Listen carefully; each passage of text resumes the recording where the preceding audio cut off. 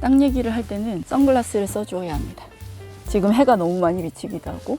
단단팸입니다. 오늘은 땅 이야기를 해볼 건데요. 요즘 주말농장, 주말주택, 5도 2촌 생각하시는 분들 너무 많이 계시잖아요. 5도 2촌 생각할 때 처음이자 끝 가장 중요한 것은 바로 땅입니다.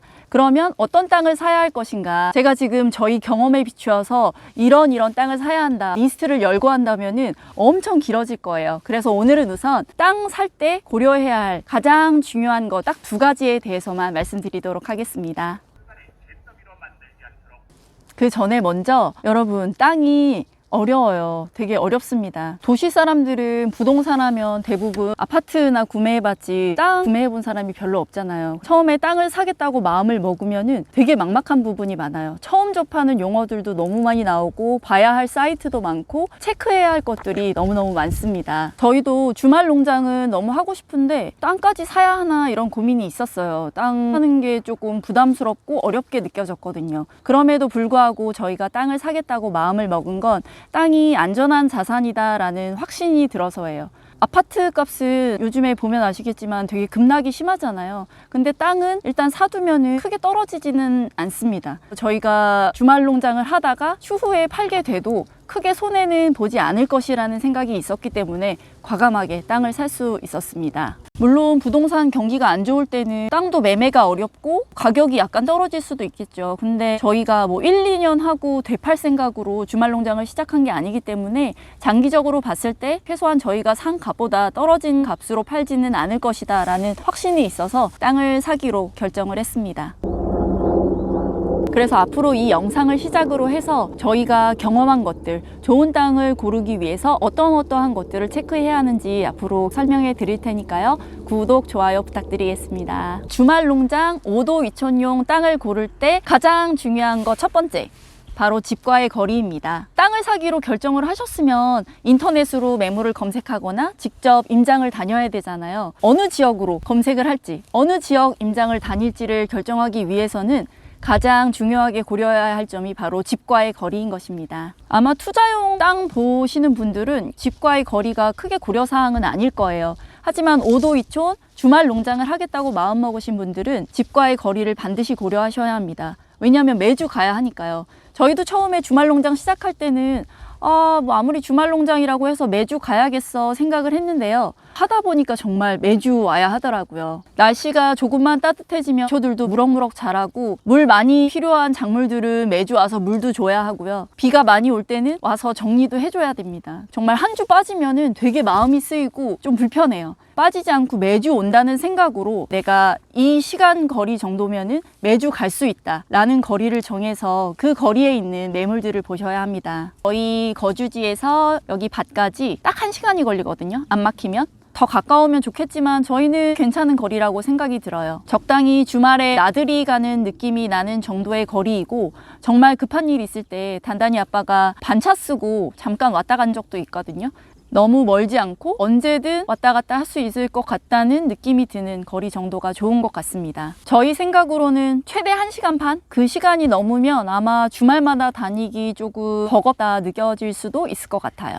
그래서 저희는 땅 살 때 아무리 주변 환경이 좋고 개발 계획이 많아서 유망한 땅이다 해도 저희 집에서 너무 먼 곳은 보지 않았던 것 같아요. 예외는 하나 있었는데 제천에 청풍호가 보이는 좋은 뷰가 나오는 땅들은 조금 봤었어요. 너무 아름답고 거기서 주말 농장을 하면 너무 행복할 것 같아서. 근데 결론적으로 그쪽은 선택하지 않았습니다. 첫 번째로 제가 거주지와의 거리를 말씀드렸는데요. 주말 농장 5도 2촌용 땅 고를 때 고려해야 할 가장 중요한 2번째, 바로 목적입니다. 주말 농장 자체가 목적이 아니냐라고 하실 텐데요. 그건 당연히 맞습니다. 물론 지금 당장 주말 농장용 땅을 구하려는 게 맞아요. 하지만 주말 농장을 언제까지 할 것인지, 그 이후에 이 땅을 어떻게 할 것인지까지 너무 가까운 미래 말고 조금 더 먼 미래까지 생각을 하고 어떤 목적을 가지고 땅을 살 것이냐를 분명히 하는 게 좋습니다. 저희는 단단히가 어리니까 아이가 주말에 와서 흙 밟고 농사일에 직접 참여하고 이런 게 아이 정서에 얼마 얼마나 좋겠어요. 그래서 고민 없이 주말 농장을 시작을 했는데 한 5, 6년 후를 생각해 보면 단단이가 고등학생이 되어서도 매주 주말 저희와 함께 여기 내려올 수 있을 것인가 생각하면 그렇지 않거든요. 그러면 그때 가서 이 땅을 어떻게 할 것인지, 저희 같은 경우에는 여기에 집을 지을 수도 있는 거고요. 사람마다 주말 농장을 하다가 주말 주택을 지을 수도 있는 거고, 아니면은 아예 전원주택을 지어서 귀촌을 할 수도 있는 거잖아요. 그런 미래까지 그리시는 분들이라면은 땅을 살 때 반드시 건축이 가능한 땅을 사야 되는 거잖아요. 그래서 목적을 먼저 생각하는 게 중요한 겁니다.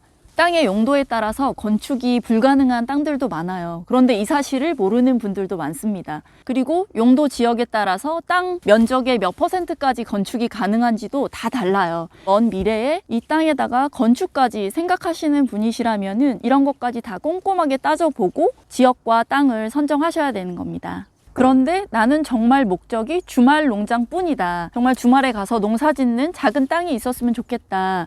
이런 분들은 가까운 곳에 저렴한 농지를 구입하시면 돼요. 그리고 목적 중에 정말 투자 목적인 분들도 계세요. 농지를 사니까 당연히 농사는 짓지만 농사는 거둘 뿐, 주말 농장은 거둘 뿐, 내 진짜 목적은 땅값을 올려서 비싸게 파는 거다. 이렇게 생각하시는 분들은 또 다른 방향을 고려를 하셔야 합니다. 이런 분들은 사실 땅 사는 게 제일 어렵긴 하죠. 교통이나 개발 계획이나 주변 편의시설이나 이런 것들을 다 살펴보고 여러 각도에서 판단을 해서 땅을 구입하셔야 땅으로 수익을 올릴 수 있으니까요. 정말 투자 목적이 큰 분들이라면은 제가 아까 얘기한 첫 번째 원칙은 조금 어기셔도 괜찮습니다.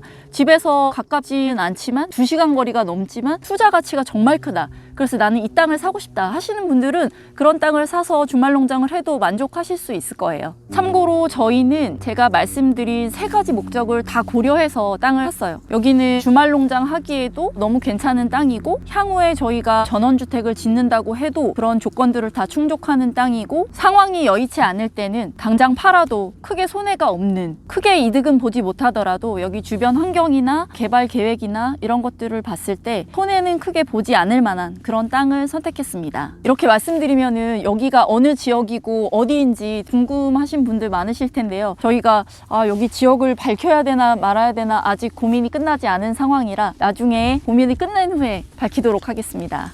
저희도 이 땅을 사기까지 정말 인터넷 매물 검색 엄청 많이 하고 임장도 엄청 많이 다녔습니다. 주변에 저희 거주지에서 너무 멀지 않은 지역들 한 3-4군데를 정해서 그 안에 나오는 매물들을 열심히 보러 다녔던 것 같아요. 저희도 땅에 대해서는 정말 1도 몰랐던 평범한 사람 입장에서 1에서부터 10까지 손수 공부하고 연구하고 임장 다니면서 현재 이 땅을 사게 됐고, 지금 3년째 안정적으로 주말 농장을 운영하고 있습니다. 저희도 좋은 땅을 찾기 위해서 열심히 노력은 했지만 저희의 필요에 딱 맞는 100% 완벽한 땅을 구입했다고 생각하지는 않아요. 이게 땅에 대해서 조금 아시는 분들은 다들 공감하시겠지만 내가 찾는 완벽한 땅은 없다는 게 정말 명언이에요. 저희도 여기저기 임장 다니면서 절실하게 느낀 거고요. 내가 꼭 갖추었으면 하는 그런 조건들을 모두 갖춘 그런 땅은 절대 없습니다. 그래서 우선순위를 정해야 되고 포기할 수 있는 거는 어느 정도 포기도 해야 되고요. 저희도 지금 3년째 지내보니까 한 80% 정도 만족을 하고 있고요. 당연히 아쉬운 점들이 이것저것 있습니다. 그래도 이 정도면 그냥 꽤 잘 찾지 않았나 생각을 하고 있습니다. 저희는 사실 아이가 있다 보니까 주말마다 와서 생활하는 데 있어서 편리성에 대해서 무게를 많이 뒀어요. 그래서 주변에서 외식할 곳도 좀 있고 커피도 마셔야 되고 그리고 교통도 좋아야 되고 이런 것들까지 고려를 하다 보니까 조금 비싸게 땅을 산 감이 있습니다.